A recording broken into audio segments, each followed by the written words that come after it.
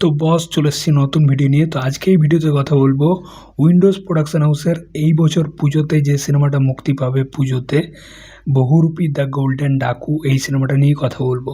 তো এই সিনেমাটা একটা বড় নামী পত্রিকার থেকে আর কি অনেকগুলো আপডেট উঠে এসছে। সিনেমার গল্প কী হতে চলেছে, এই সিনেমাতে কাস্টিংয়ে কে কে থাকতে চলেছে তার একটা বড় আপডেট কিন্তু উঠে এসছে। অফিসিয়ালি আপডেট কিছু জানানো হয়নি। তো এখন যে আপডেটটা উঠে এসছে সেটা হচ্ছে যে যিশু সেনগুপ্তকে আমরা এই সিনেমাতে মুখ্য চরিত্রে দেখতে পেতে চলেছি। এবার যিশু সেনগুপ্তর চরিত্রটা হয়তো পুলিশ অফিসারের চরিত্র হতে চলেছে, যেরকম বহুরূপীর ফার্স্ট পার্টে আবির চ্যাটার্জির ক্যারেক্টারটা ছিল, সুমন্ত ঘোষাল না কি ক্যারেক্টারটার নাম ছিল, যে একজন পুলিশ অফিসার ছিল, যে এই শিবপ্রসাদের ক্যারেক্টারটাকে ধরার চেষ্টা করছিল। একটা ক্যাট অ্যান্ড মাউস ব্যাপার ছিল সিনেমাতে, বহুরূপী সিনেমাতে। তো বহুরূপী 2 মানে বহুরূপী দ্য গোল্ডেন ডাকু, যেটা পুজোতে রিলিজ করবে এই বছর, এই সিনেমাতেও আমরা যিশু সেনগুপ্তকে পুলিশ অফিসারের চরিত্রে হয়তো দেখতে পেতে চলেছি। তবে যিশু সেনগুপ্ত এই সিনেমাতে থাকবে এটুকু কনফার্ম। তার চরিত্রটা কী হবে কোনো কনফার্মেশন এখনও পর্যন্ত নেই। তবে এই সিনেমাতে শিবপ্রসাদ মুখোপাধ্যায় এবং কৌশানী মুখার্জিও থাকতে চলেছে।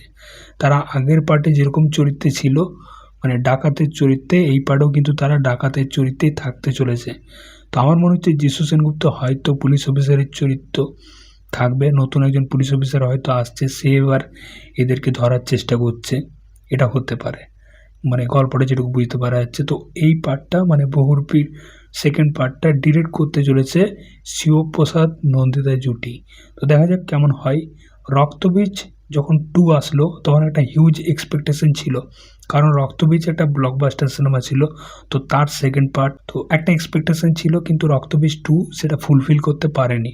কোথাও গিয়ে কন্টেন্টের দিক থেকে অনেক উইক ছিল রক্তবীজ 2, বেশিরভাগ দর্শকদেরই পছন্দ হয়নি রক্তবীজ 2। তো দেখা যাক বহুরূপী যে ব্লকবাস্টার দিয়েছিল সিনেমাটা, সেই বছরের একদম হাইয়েস্ট গ্রসিং সিনেমা ছিল।